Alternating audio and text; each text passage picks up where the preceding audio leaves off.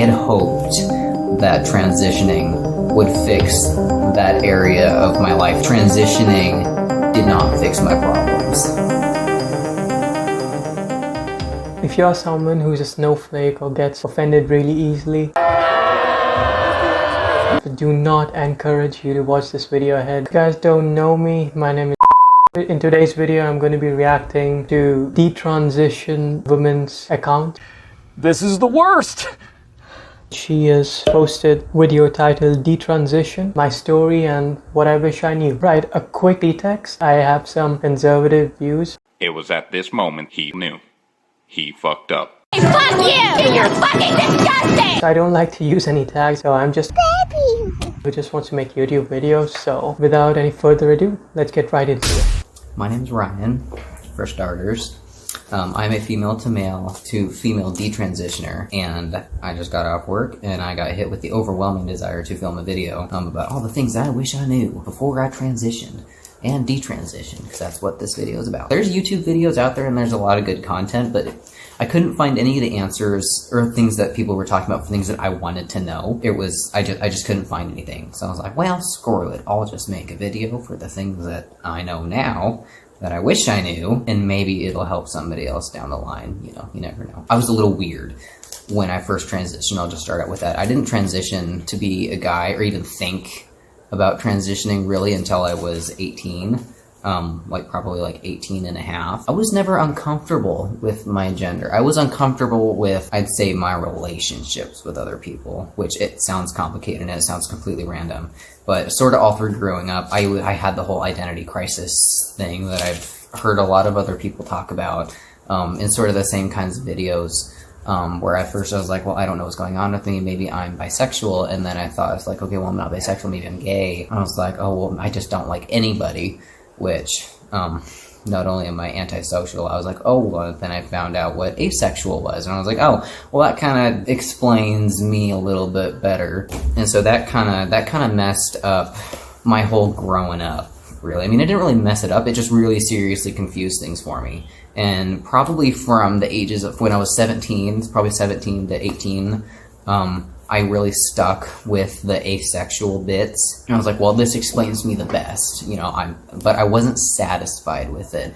That was tough too. So that part of my life I was really, really jumbled up with. I wasn't happy with it. I was like, okay, there's something wrong with me. Obviously, there's gotta be a solution. I was so desperate to figure out what I could do to fix it. I was very impulsive. I was so desperate for a fix that when I first found out that it's like, oh, well, transgender might be a thing, I kind of latched onto it. I was like, oh my god, in my head it was almost as if the information that I got made it seem like I could change who I was, and which you can to an extent. I mean, you change your name and you change your presentation, but I mean, a lot of the issues that I had with, you know, the whole asexual and whatever I was dealing with, or whatever personal issues you're dealing with that aren't related to dysphoria or something, won't go away. I was like, oh my god, this is my fix. And so literally the moment, I think I tried it out for a couple days, I did the whole chest binding thing, and I was like, oh my god, this is awesome, I'm somebody else. It's like almost as if my issues disappeared. It's just like, this is awesome,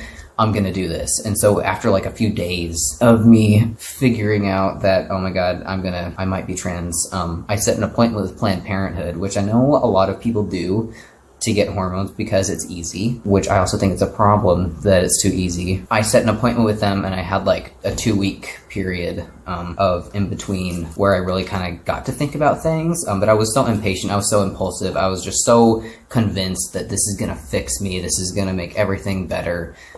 Just those 2 weeks went by like that, and then, I mean, the next thing I knew, I was on hormones. I passed after about 2 months, so I didn't really have any issues with that. My voice dropped, of course, and of course people misgendered me at first because I was very, very new trans, but you know, it was kind of smooth sailing for probably about a year and a half. Yeah, and like I said, I didn't have any issues, but something that I will say that I've tried to look online for it, I've never found anything, like on like these trans forums and communities and discussions, is that yes, I presented as a guy. I might be able to do some fancy editing and pop up like a picture there of what I looked like and how I passed. I was identifying as a guy. My voice was dropped. I didn't get misgendered by random people. Like, I passed, you know, I was fine. But, you know, like the voice in your head, it's like how I thought of myself. Like, I would almost misgender myself. I mean, it was confusing for me, and I tried to look it up and I couldn't find anything really that kind of explained what I was going through. And anytime I had asked anybody about it, there was like, oh, just give it time, you know, it'll sort it out with time. But I mean, that's never something that really did. But like the voice, you know, it's like that in your head that you think with what still sounded feminine. It was my old voice and the way I thought of myself. Like when I dreamed I was a chick, I wasn't a guy, and just kind of things like that. It's just like subconsciously I still thought of myself, my old self, as a woman instead of a guy. And that was something that I really struggled with for a long time when I was identifying as a guy, because I was like, well shit, like why isn't this changing? Like everything else seems fine, everything's going fine. Why is my lizard brain struggling with this? Some of those things I just decided not to think about, honestly, and I know that's not very healthy. I didn't talk to a therapist ever. I had really bad experiences with therapy from a young age, and so I never really thought that talking to somebody was a good idea. And I'm not too sure on that, but that kind of just reinforces the idea that I had never actually sought professional medical help for some of these issues. And also, number two, something else that I had issues with that was probably a sign. I was never comfortable with sort of like the whole relationship dynamic. I was fine to start to try and like date, but at the same time, I didn't know how, because like when I was a cis woman, it's just like I knew how to date, you know, but when I transitioned, I was like, okay, I'm a guy now, but I wasn't comfortable dating a guy as a guy and being in a gay relationship, although that's fine. It's just in my head, thinking of myself as a guy dating a guy, I wasn't attracted to that idea, if that makes sense. But at the same time, I couldn't see myself as a trans guy dating a chick either, because I also wasn't I was attracted to women, but I wasn't attracted to women. And then this kind of leads up to the realization that transitioning did not change my sexuality. I had hoped that transitioning would fix that area of my life that I was having issues with, the whole relationship thing. And that didn't fix anything. I remember specifically having issues. That was probably the main cause of my detransition.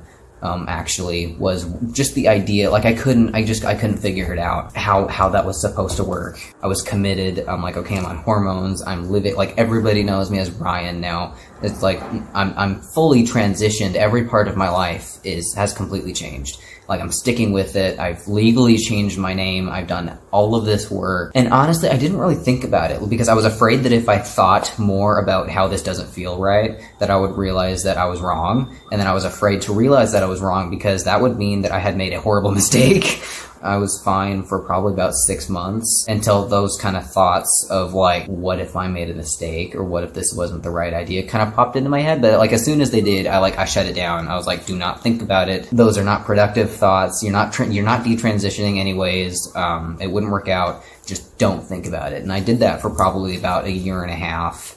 And yes, after about a year and a half, it's just, I don't really even know what happened. I was just sitting at home. I had gotten off work and I had just been thinking about it, and it just doesn't feel right. And then I kind of asked myself, it's just like, do I want to go back? I mean, if I could, in a perfect world, do I want to go back to being a chick?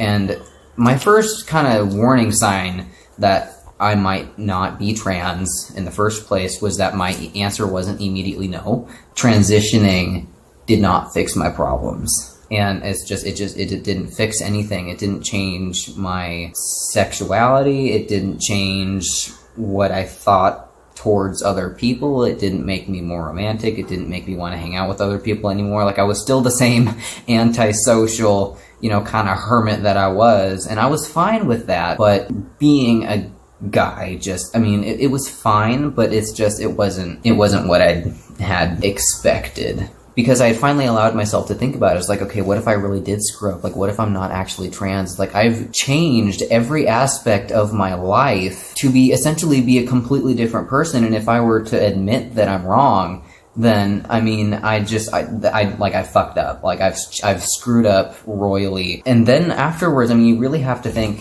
or I mean, I had to think, it's like, okay, well, now that I've admitted that, okay, maybe I'm not trans, I've screwed up. Like, what am I going to do? Am I going to detransition? I've permanently changed parts of my body, some things that are never going to go back to the way they were. And that part that really freaked me out. The idea of transitioning and then not passing as a woman either, even though I am biologically a female, was not appealing. I didn't want to do that. And so I took probably a week or two to think about it. For me, the idea of just detransitioning was kind of like, it's like a foreign thought. I mean, it was kind of scary. I just didn't know what I was going to do. But in the end, I took a few weeks to think about it. And so once I hit the point where it's like, okay, maybe if I wait or if I get off testosterone for a while and I let my body kind of, because I know your fat redistributes, you know, it's just like you'll start to look more feminine or more masculine depending on which one you're coming from. Things will start to change. But another thing that I was more worried about, some insecurities, was my voice. I was like, oh my god, it's like, sure, maybe I could do my makeup and I can look feminine and I can pass, but it's like, I was afraid that it's like, oh my god, I'm gonna be like helping, and especially work was a big thing for me too, especially since nobody knew that I was trans in the first place. Not only explaining that not only am I trans, but I'm also detransitioning, I was not looking forward to. So if you are thinking of transitioning first, you know, just transitioning, I'd really think long and hard and probably see a mental health professional. Because if you really are trans, they're probably, depending on, if you go to somebody who just wants to help you out the best for you, they're not probably going to talk you out of it. They just probably want to make sure that you're actually trans so you can, you know, not irreversibly F up your body if you're making a horrible, horrible mistake. So, I mean, if you want to do whatever you want to do, I mean, I feel like you should just go for it. Because really, I mean, they don't care. I mean, nobody gives a shit. And if they give you hell, fuck them. I mean, not literally. I mean, unless you're into that, which, I mean, go for it. Part of me was ashamed to detransition, more along the lines of just admitting that maybe I had made a mistake.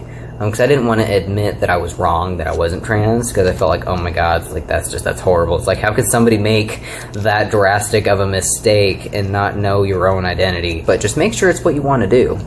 You know, don't transition and then think that it's the wrong decision and detransition and realize that you were actually trans and you were freaking out. Which would actually probably be easier, but it's probably really hard on your family and friends to transition and detransition and then retransition. They'll probably just think that you're crazy or have a multiple personality disorder. So, you know, just wait and think things through before you do anything, because it causes a lot of issues down the line. So, that's my thoughts. Well, oh, I almost lost my voice there.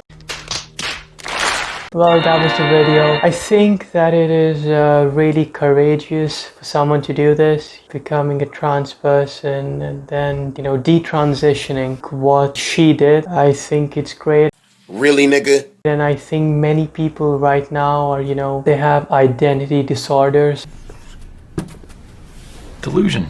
They think that they are, you know, something, but then they consult these trans communities who have like zero knowledge in psychology and therapy. That's biologically incorrect, sir. And then basically enforce them, you know, cling to those thoughts, which is not the right way to deal with it. I would strongly encourage people watching the video, like if you have any doubts regarding, you know, your transition and anything, please like talk to people like these. Have their social medias linked down in the description. Basically what I want to say is that you have to accept for the way you are.